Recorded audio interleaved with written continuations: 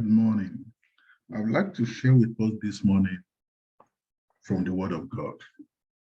We'll be looking at mercy, the importance of mercy.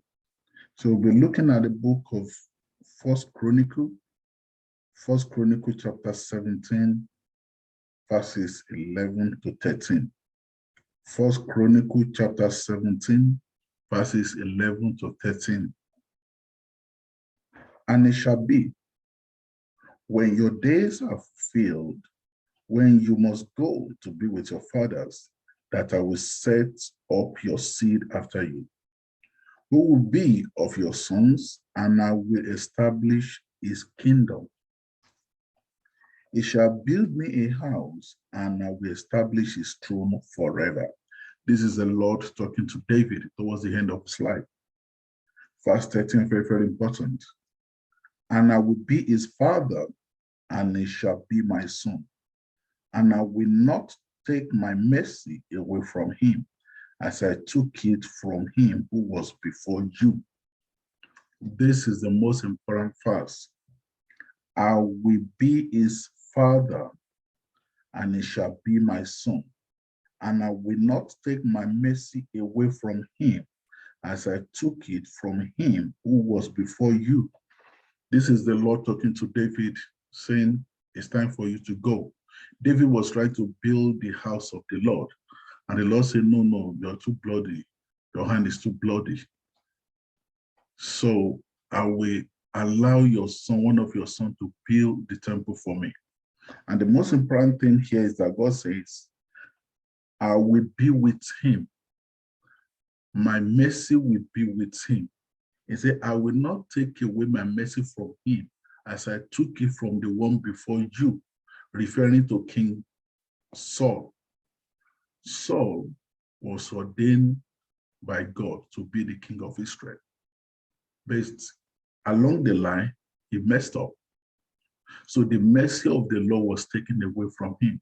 So that shows us that when God appoints you into a position, the mercy of the Lord rests upon you. But that mercy can be taken away, because it was taken away from King Saul. And God said to David, now that I will not take my mercy away from you, as I took it away from Saul, the one before you. So mercy is so important. That is why you cannot copy people. There are people that they do certain things, and it might seem as if nothing is happening.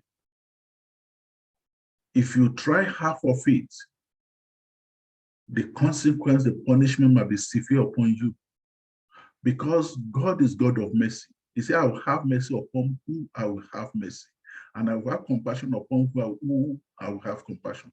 So God will show mercy to people according to his own will. Whatever he want to do, he's going to do it. When you look at the man, the thief, there are two. When Jesus was on the cross, he was nailed with two thieves, one on the right, one on the left. And one of them was shown mercy.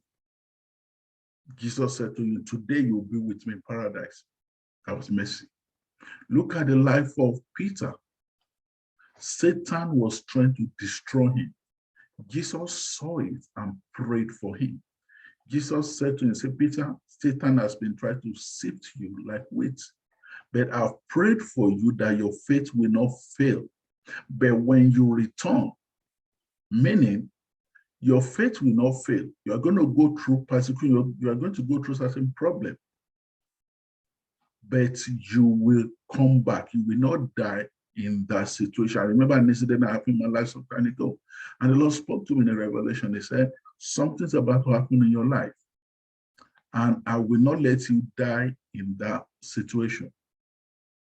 After that, then I will do certain things in your life and through you. Mercy.